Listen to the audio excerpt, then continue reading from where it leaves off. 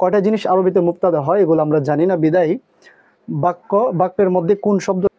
আপনাদেরকে বলি যে আরবিতে যে সকল জিনিস মুক্তাদা হতে পারে, কয়টা জিনিস আরবিতে মুক্তাদা হয় এগুলো আমরা জানি না, বিদায়ী বাক্যের মধ্যে কোন শব্দ কি হয় এগুলো আমরা বলতে পারি না, অর্থ তুলতে পারি না।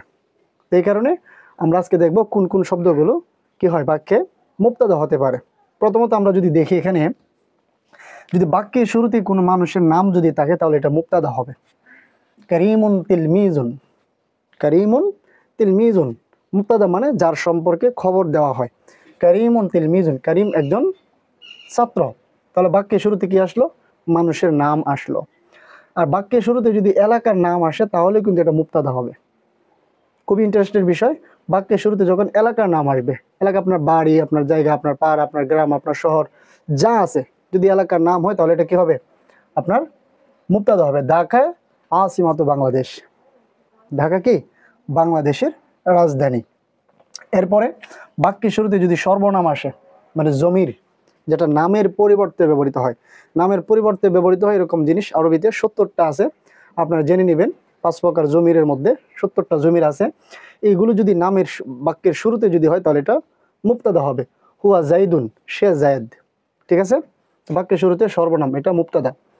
বাক্যের শুরুতে যদি ইঙ্গিতবাচক শব্দ আসে তাহলে এটা কি হবে? মুক্তাদা হবে।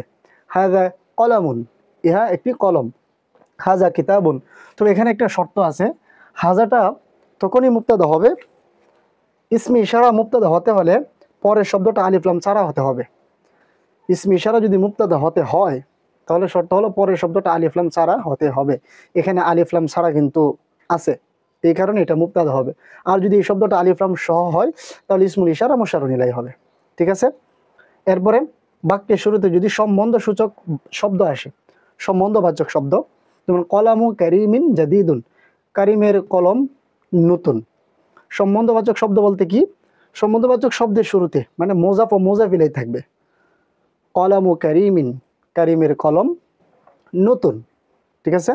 কলামু বকরিন জাদিদুন, ঠিক আছে? এটা হলো সম্বন্ধবাচক শব্দের শুরুতে মোজাফ মোজাফ ইলাইহি থাকবে।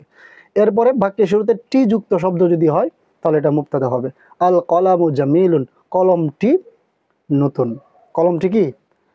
জামিলুন মানে সুন্দর, কলমটি সুন্দর। আল কলামু জামিলুন। তাহলে আমরা এখানে কি দেখলাম?